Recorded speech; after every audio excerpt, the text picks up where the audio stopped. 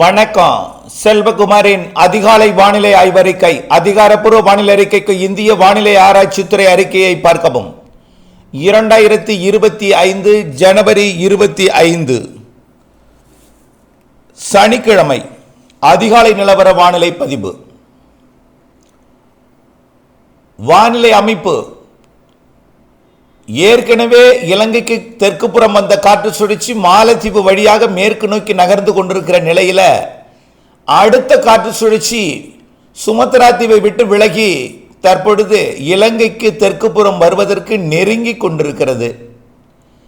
வரக்கூடிய 28ஆம் தேதியே, அதாவது இன்றைக்கு தேதி 25, நாளை 26, மறுதினம் 27, அதாவது செவ்வாய்க்கிழமை இது இலங்கைக்கு தென்கிழக்கு புறம் வந்தடையும் என்று எதிர்பார்க்கப்படுகிறது. 28ஆம் தேதியே வானம் மேகம் சூழ வாய்ப்பிருக்கிறது. 29ஆம் தேதியே லேசான மழைக்கு தென் மாவட்டங்களின் கடலோர பகுதிகளுக்கு வாய்ப்பிருக்கிறது. 30ஆம் தேதி கண்டிப்பாக பொழுது விடியும் நேரத்தில் மழையுடன் தொடங்கும் என்று எதிர்பார்க்கப்படுகிறது. 30ஆம் தேதி ஆக காற்று சுழற்சி 28ஆம் தேதியே வந்தாலும் குளிர்காற்றை முதலிலே கூடுதலாக கொண்டு வரும் என்று எதிர்பார்க்கப்படுகிறது.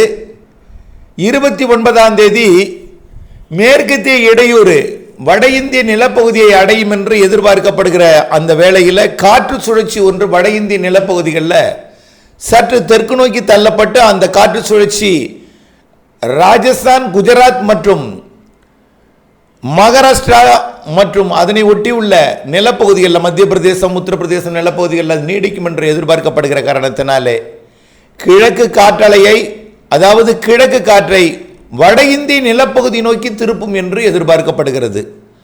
அதாவது நிலநடுக்கோட்டு இந்திய பெருங்கடலில் இலங்கைக்கு தெற்கே வரக்கூடிய காற்று சுழற்சிக்கும் கிழக்கு காற்று வரும். தமிழ்நாட்டின் நிலப்பகுதிக்குள்ளும் கிழக்கு காற்று நுழையும். தமிழ்நாடு நிலப்பகுதி வழியாக வடகடலோரம் மற்றும் வட உள் மாவட்டங்கள் வழியாக தெற்கு ஆந்திர பிரதேசம், தெற்கு கர்நாடகா வழியாக மகாராஷ்டிரா, தெலுங்கானா வழியாக வடக்கு நோக்கி கிழக்கு காற்றும் பயணிக்கும் என்பதனால, வடக்கு வடமேற்கு திசை நோக்கி பயணிக்கும் என்பதனால வரக்கூடிய ஜனவரி 30 மற்றும் 31, பிப்ரவரி 1, 2 தேதிகளில் தென் மாநிலங்களுக்கே மழை வாய்ப்பு தெரிகிறது.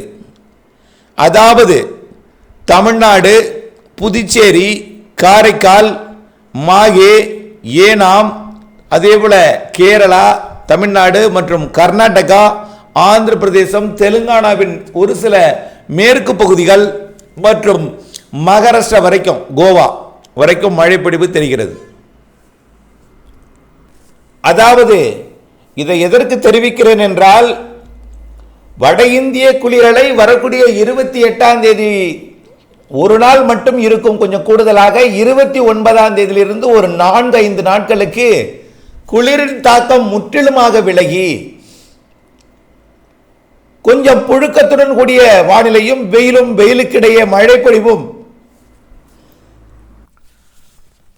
அதாவது 29ஆம் தேதியில் இருந்து குளிர் முற்றிலுமாக விலகிவிடும். சற்று புழுக்கம் ஏற்படும். இரவு நேரத்தில் முற்றிலுமாக பெரும்பாலும் குளிர் இருக்க வாய்ப்பில்லை. இதமான வெப்பநிலை மட்டும் இருக்கும். பகல் நேரத்தில் வெயில் இருக்கும். வெயிலுக்கிடையே ஆங்காங்கே மழை பொழிவை கொடுக்கும். இந்த மழை பொழிவு கிழக்கு காற்று தமிழ்நாடு தாண்டி கர்நாடகா, ஆந்திர பிரதேசத்தையும் தாண்டி கோவா, மகாராஷ்டிரா வரைக்கும், கடலோர கர்நாடகா, கோவா, மகாராஷ்டிராவின் கடலோரம் மற்றும் கேரளா வரைக்கும், தமிழ்நாட்டின் மேற்கு தொடர்ச்சி மலை மாவட்டங்கள், ஏற்கனவே நாம் எதிர்பார்த்தது கொடைக்கானலுக்கு தெற்கே மட்டும்தான் எதிர்பார்த்திருந்தோம். இப்பொழுது இருக்கிற ஆய்வறிக்கையின்படி அது கோயம்புத்தூர் மாவட்ட மேற்கு பகுதிக்கும், திருப்பூர் மற்றும் ஈரோடு, நீலகிரி மாவட்டத்திற்கும், திண்டுக்கல் மற்றும் கரூர் மாவட்டத்திற்கும், நாமக்கல், சேலம் மாவட்டத்திற்கும் கூட மழை வாய்ப்பு தெரிகிறது. ஆனால் சேலம், நாமக்கலை விட மேற்கு தொடர்ச்சி மலை, அதாவது கன்னியாகுமரி முதல் நீலகிரி வரைக்கும் உள்ள மேற்கு தொடர்ச்சி மலைக்கு நல்ல மழை தெரிகிறது. கிழக்கு காற்று மேற்கு நோக்கி பயணித்து மழையிலே அது தடுக்கப்பட்டு பகலிலே அடிக்கக்கூடிய வெப்பத்தால் மழை பொழிவை மலைகள், அதாவது குளிர்காற்று மற்றும் அதற்கூட இருந்த, அதாவது எல்லாமே ரேஷியோ சரியாக இருக்கும். அது மலைப்பகுதிகளில் மட்டும் மலைப்பகுதிகளில் நல்ல ஒரு மழைப்பொழிவை, குறிப்பாக தென் மாவட்ட மேற்கு தொடர்ச்சி மலைக்கு கனமழையும் ஒட்டுமொத்த மேற்கு தொடர்ச்சி மலைக்கு சற்று கனமழை பொழிவும் தெரிகிறது. தமிழ்நாட்டின் அனைத்து மாவட்டங்களுக்குமே மழை தெரிகிறது. பரவலாக மிதமான மழையும், தென் மாவட்டங்களுக்கு மிக கனமழை பொழிவையும், டெல்டா மாவட்டங்களுக்கு சற்று கனமழை முதல் ஆங்காங்கே கனமழையையும், வடகடலோரத்திற்கு மிதமான மழையையும், வட உள் மாவட்டங்கள் மற்றும் அனைத்து மாவட்டங்களுக்கும் ஆங்காங்கே மிதமான லேசான மழையையும், கர்நாடக எல்லையோரம் தாண்டி கர்நாடக பகுதிக்கும் மைசூரு மற்றும் மங்களூரு உட்பட, அதாவது தமிழ்நாட்டையும் தாண்டி கர்நாடகாவில் மழை பெய்யினா தமிழ்நாட்டுக்கும் மழை பொழியும் என்று அர்த்தம். லேசான மழைப்பொழிவை, மிதமான மழைப்பொழிவை ஆங்காங்கே உள் மாவட்டங்களில் கொடுக்கும். ஆக 29ஆம் தேதியே வானம் மேகம் சூழ்ந்துவிடும். 29ஆம் தேதியே தூறல் விழலாம். 30ஆம் தேதி காலையிலிருந்து மழை வாய்ப்பு இருக்கிறது. இதை கருத்தில் கொண்டு அறுவடைக்கு தயாராக இருக்கக்கூடிய நெல் தானியங்களை 29ஆம் தேதிக்குள் அறுவடை செய்திடுங்கள்.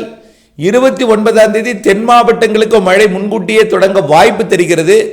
28ஆம் தேதிக்குள் தென் மாவட்டங்களின் அறுவடையை முடித்துக் கொள்ளுங்கள். 28ஆம் தேதிக்குள், 29ஆம் தேதிக்குள் டெல்டா உள்ளிட்ட வடகடலோர மாவட்டங்களின் அறுவடையை முடித்துக் கொள்ளுங்கள். அந்த 29ஆம் தேதிக்குள் அறுவடைக்கு பக்குவமாக கூடிய, அறுவடைக்கு தயாராகக்கூடிய முதிர்ந்த நெல் தானியங்களை மட்டும் அறுவடை செய்திடுங்கள். அது அதற்கு பிறகு மழை பொழிவோட ஏற்ற இறக்கம் ஒருவருக்கு கூடுதலாக இருக்கும், ஒருவருக்கு குறைவாக இருக்கும்.